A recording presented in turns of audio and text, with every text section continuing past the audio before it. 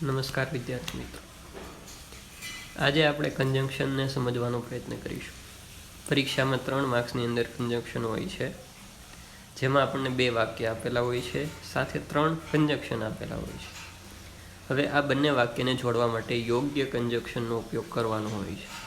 બરાબર, અલગ અલગ કન્જંક્શન્સ આપણને આપેલા હોય છે.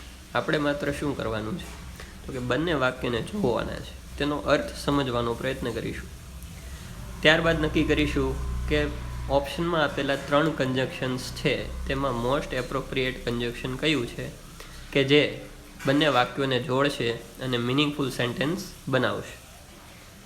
ચાલો શરૂ કરીએ. સૌથી પહેલું કન્જંક્શન છે એન્ડ. બરાબર, સૌથી પહેલાં તમને એક વસ્તુ કહી દઉં કે કન્જંક્શન છે તેનું કામ શું છે.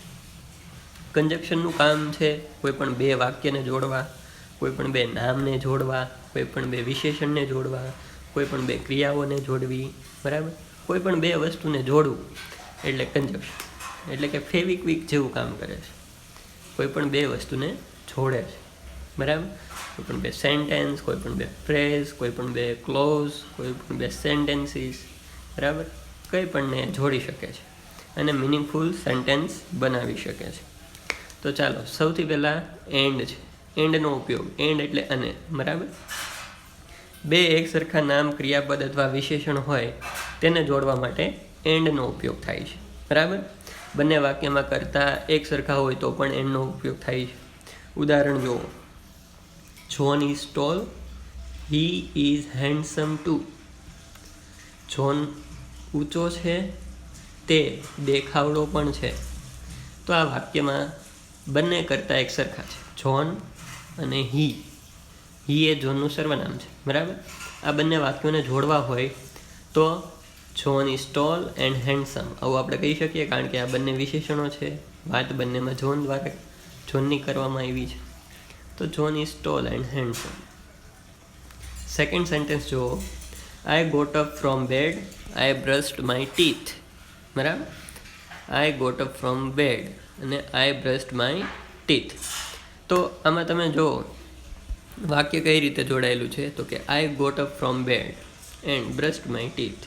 બરાબર છે, અહીંયા બંને કરતાં એક સરખા છે. બરાબર છે, એટલે 2 એક સરખી વસ્તુ છે તેને વારંવાર લખવાની જરૂર નથી, માત્ર એક જ વાર લખવાનું. જે 2 એક સરખું હોય ને, માની લો કે આઈ ગોટ અપ છે, આમાં પણ આઈ ગોટ અપ છે. બરાબર, પહેલું સેન્ટેન્સ અને બીજા સેન્ટેન્સમાં આઈ બ્રશ્ડ માય ટીથ.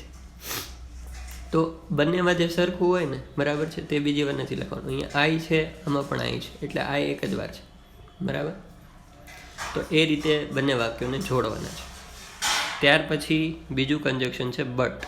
બટ અથવા યેટ. બરાબર, બટનો અર્થ છે પણ, પરંતુ, છતાં પણ. બરાબર, 2 વિપરીત વાક્યોને જોડવા માટે બટનો ઉપયોગ થાય છે. સેન્ટેન્સ જોઈએ એટલે ખ્યાલ આવશે. Rohan worked hard, he could not pass the exam. Rohan ખૂબ જ તૈયારી કરી. રોહન વર્ક એટલે કાર્ય કરવું, હાર્ડ એટલે સખત. રોહને સખત કાર્ય કર્યું, ખૂબ જ તૈયારી કરી. He could not pass the exam. પરંતુ વાક્યમાં છે નહીં, બીજા વાક્યનો અર્થ છે તે પાસ થઈ શક્યો નહીં. તો બંને વાક્યો જોતાં જ આપણને ખ્યાલ આવી જાય છે કે આમાં વિપરીત અસર છે. આ વાક્યનો મિનિંગ કંઈક છે અને તેનાથી વિપરીત અસર જે છે તે પણ અલગ છે. હવે વિપરીત અસરવાળા 2 સેન્ટેન્સ હોય તો ઓબ્વિયસલી આપણે બટ દ્વારા જોડીશું. Rohan worked hard but he could not pass the exam. એટલે કે 2 કોન્ટ્રેરી સેન્ટેન્સ છે તેને જોડવા માટે બટ અથવા યેટનો ઉપયોગ થઈ શકે છે. Maitri ran fast. મૈત્રી ઝડપથી દોડી. She missed the bus. તેણી બસ ચૂકી ગઈ. તો બંને કોન્ટ્રેરી સેન્ટેન્સ છે. Maitri ran fast yet she missed the bus. એટલે કે મૈત્રી ઝડપથી દોડી, તેમ છતાં પણ શી મિસ્ડ ધ બસ, તેણી બસ ચૂકી ગઈ. તો આ રીતે આપણે 2 સેન્ટેન્સને જોડવાના છે. ત્યાર પછીનું છે ધો અથવા ઓલ્ધો. ધો અથવા ઓલ્ધોનો અર્થ થાય છે જો કે, તેમ છતાં. બરાબર, ધો અને ઓલ તો બંને એક સરખા છે, એવું નથી કે ક્યાં ધો વાપરવાનું છે ક્યાં ઓલ ધો વાપરવાનું છે, બરાબર. ઘણા મિત્રોના મનમાં એવું હોય કે ધો માટે કંઈક અલગ નિયમ હશે, ઓલ ધો માટે કંઈક અલગ નિયમ હશે. નહીં, એવું કંઈ નથી. જો કે તેમ છતાં આવો અર્થ કોઈ સેન્ટેન્સમાં ઉપજે ત્યારે ધો અથવા ઓલ ધોનો યુઝ આપણે કરીએ છીએ. જો Nathu is poor, he is honest. Nathu ગરીબ છે તે પ્રામાણિક છે. નથુ ગરીબ છે તે પ્રામાણિક છે. આ બંને વાક્યો આપણે જોઈએ તો આમાં જો કે તેમ છતાંનો અર્થ છે તે ઉપજે છે. આ વાક્યની અંદર આપણે જો કે તેમ છતાં ઉમેરી દઈએ તો વાક્ય વધારે અર્થપૂર્ણ બની જાય છે. જો કે નથુ ગરીબ છે તેમ છતાં તે પ્રામાણિક છે. સમજાય છે? જો કે નથુ ગરીબ છે તેમ છતાં તે પ્રામાણિક છે. તો જે સેન્ટેન્સની અંદર જો કે શબ્દ આવે ને એ સેન્ટેન્સની આગળ આપણે ધો અથવા ઓલ ધો મૂકી દેવાનું. આ બંને સેન્ટેન્સને આપણે જોડવા હોય, બરાબર. તો જો કેવાળા સેન્ટેન્સની આગળ ધો અથવા ઓલ ધો મૂકી દઈએ અને બંને વાક્યોને એકસાથે લખી દઈએ, વચ્ચે અલ્પવિરામ કરી દઈશું. ધો Nathu is poor, he is honest. જો કે નથુ ગરીબ છે તેમ છતાં તે પ્રામાણિક છે. બીજું sentence, Sachin played well. Sachin ખૂબ સારું રમ્યો. India could not win the match. Bharat match જીતી શક્યું નહીં. સચિન ખૂબ સારી રીતે રમ્યો, ભારત મેચ જીતી શક્યું નહીં. આ બંને વાક્યમાં કેવો અર્થ ઉપજે છે? જો કે તેમ છતાં વાળો ને, એટલે કે બંને વાક્યોને જોડવા માટે આપણે જો કે તેમ છતાં આ શબ્દનો ઉમેરો કરીએ તો વાક્ય ખૂબ જ અર્થપૂર્ણ લાગે છે. જો કે સચિન ખૂબ સારું રમ્યો તેમ છતાં ભારત જીતી શક્યું નહીં.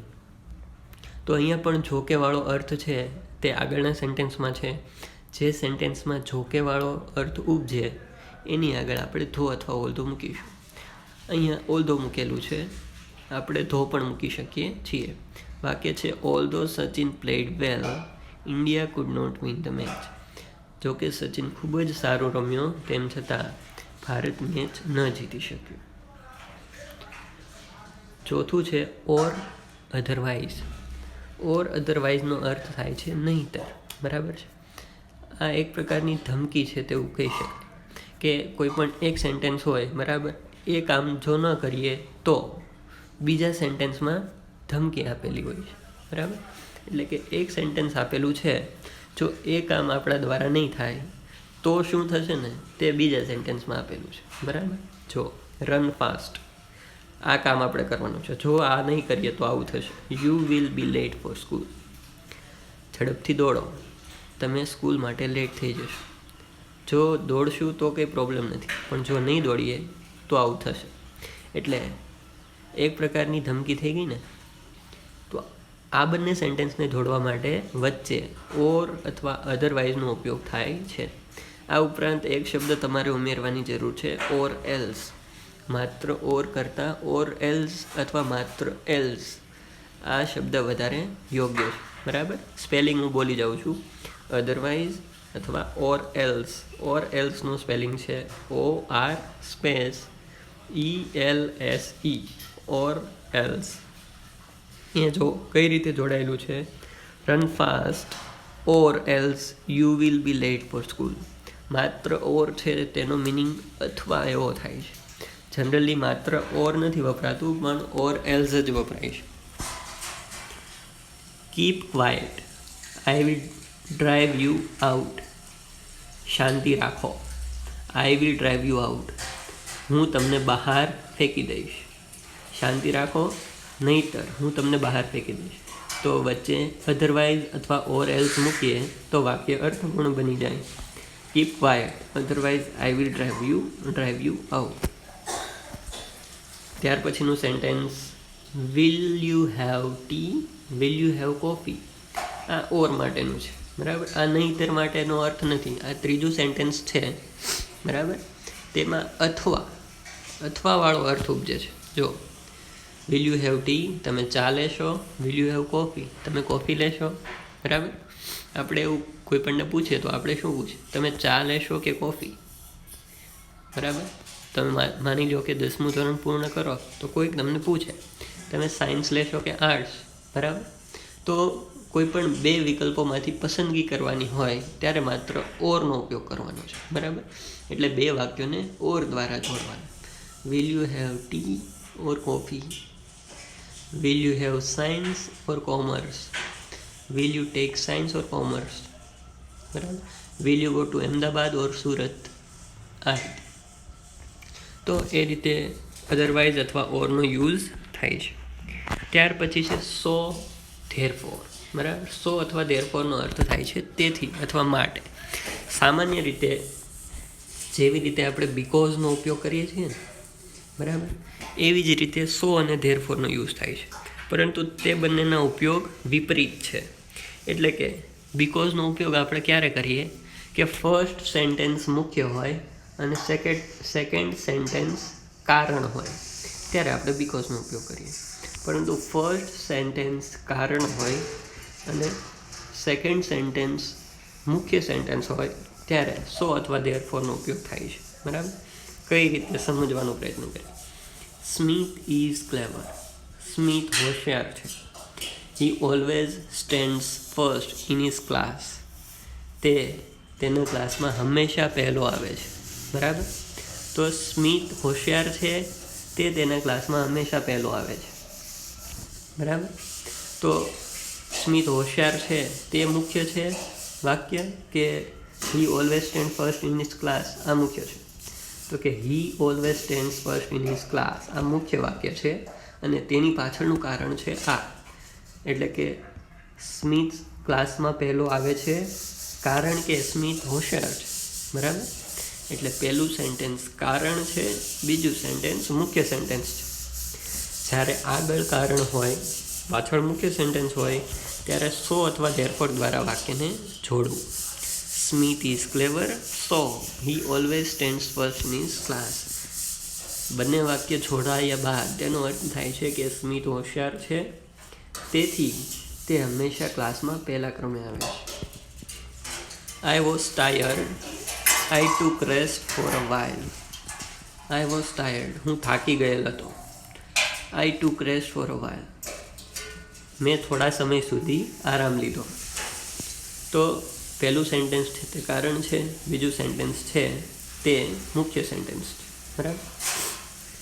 એટલે કે મેં આરામ લીધો તેના પાછળનું કારણ છે કે હું થાકી ગયો હતો. માની લો કે આ સેન્ટેન્સને આગળ પાછળ કરી દઈએ ને તો વચ્ચે બીકોઝ મુકાશે.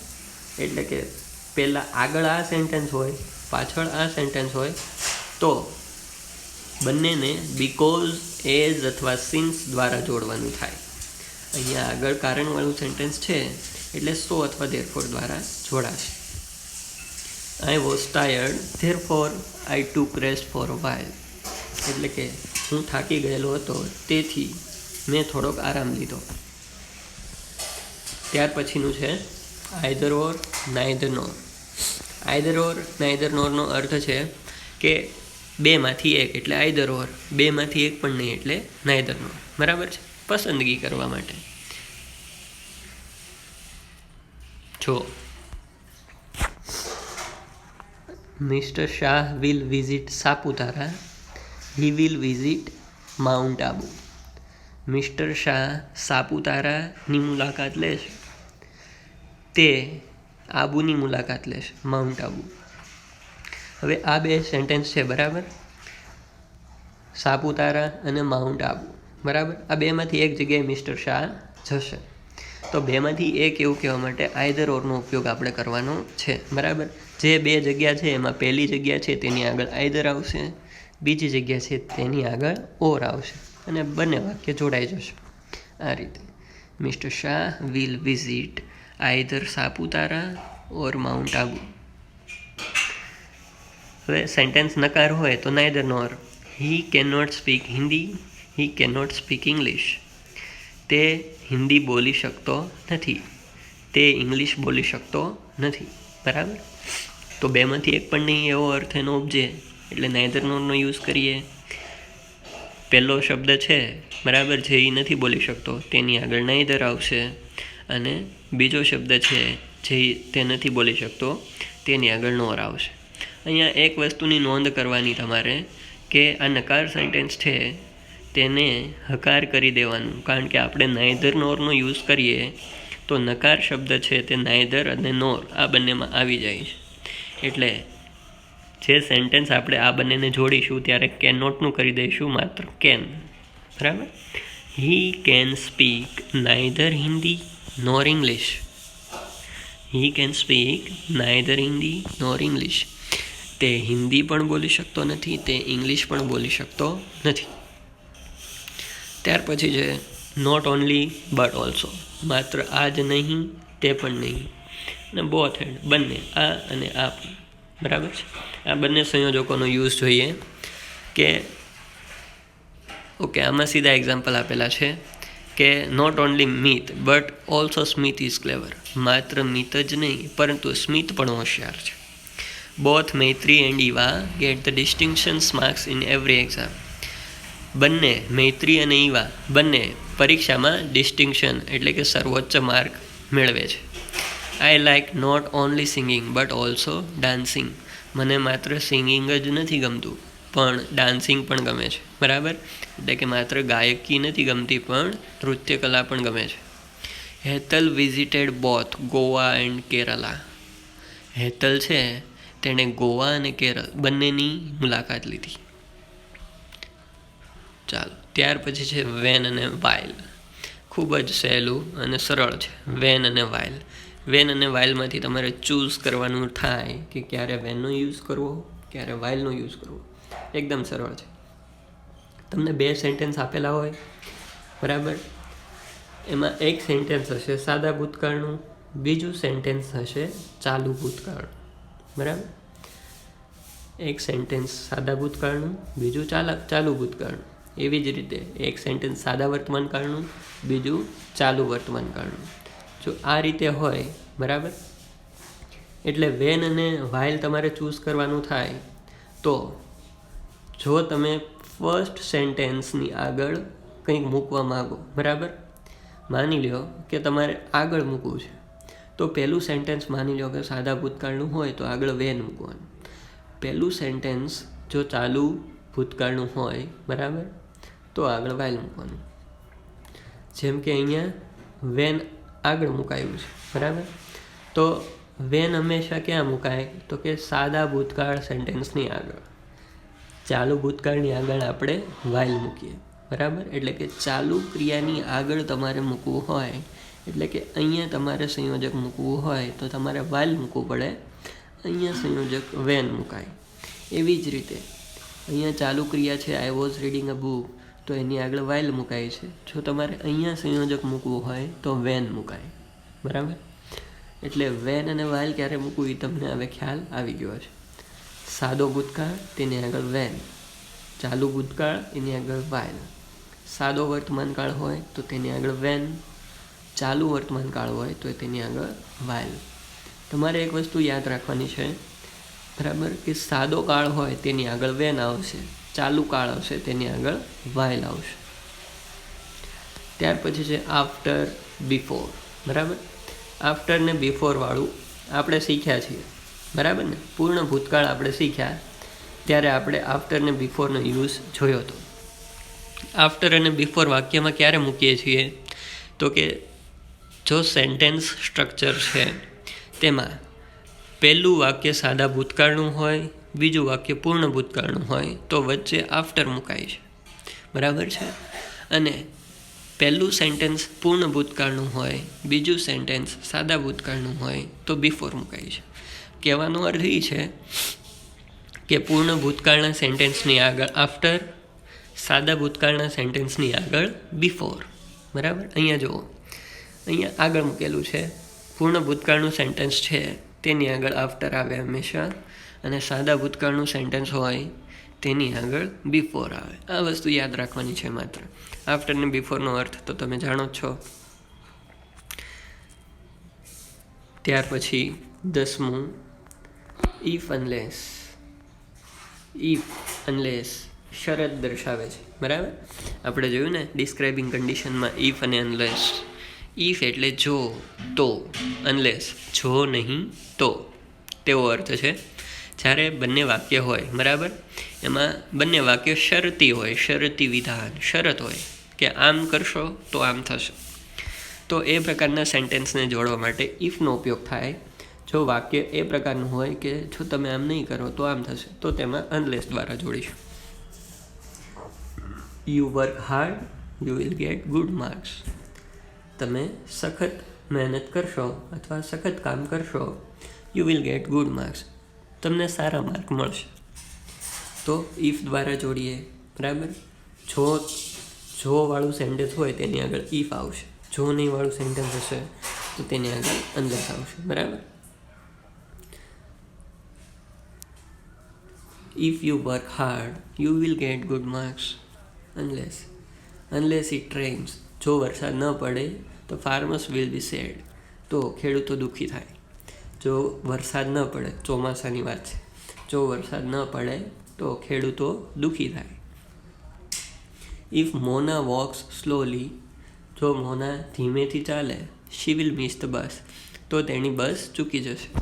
તો આ રીતે ઇફ અને અનલેસનો યુઝ છે શરતી વિધાનો માટે. ત્યારબાદ છે ટીલ અને અનટિલ. જ્યાં સુધી ત્યાં સુધી, તેવો અર્થ ટીલ અને અનટિલનો થાય છે, બરાબર. જનરલી અનટિલ છે તે નકાર વાક્યોમાં આવે છે. તો farmers did not sell their crop until they got higher price. Farmer did not sell their crop, ખેડૂતોએ તેઓની ઉપજ અથવા નિપજ છે, બરાબર, તેને વેચી નહીં. ક્યાં સુધી? તો કે જ્યાં સુધી ધે ગોટ હાયર પ્રાઇસ, જ્યાં સુધી તેઓને હાયર એટલે કે ઊંચી કિંમત ન મળી ત્યાં સુધી. Don't enter the room until you are cold, જ્યાં સુધી તમને કહેવામાં ન આવે ત્યાં સુધી રૂમમાં આવવાનું નથી અથવા અંદર આવવાનું નથી. ટીલ અને અન્ટિલ એકદમ સરળ છે. સિન્સ અને ફોર. સિન્સ ચોક્કસ સમય, ફોર છે તે સમયગાળો દર્શાવે છે, બરાબર. તેનો અર્થ ત્યારથી એવો થાય છે. જો it has been raining since morning, બરાબર, ચોક્કસ સમય છે મોર્નિંગ, તો ચોક્કસ સમયની આગળ સિન્સ આવશે.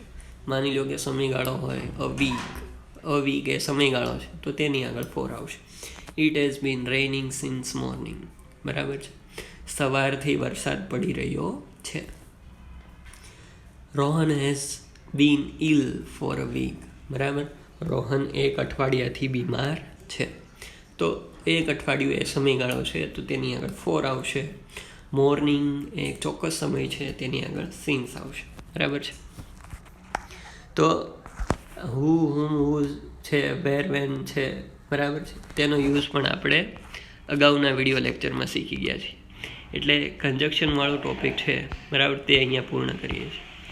હોમવર્કમાં તમારે થોડી ઘણી અથવા તો આનો સ્ક્રીનશોટ તમે લઈ લો, આમાં યોગ્ય શબ્દ તમારે મૂકવાના છે. 1 થી 8 ખાલી જગ્યાઓ છે, બરાબર છે. આ એક્સરસાઇઝ તમારે કરવાની છે. ઈટ હેલ્ધી ફૂડ, ખાલી જગ્યા યુ વિલ ફોલ ઇલ.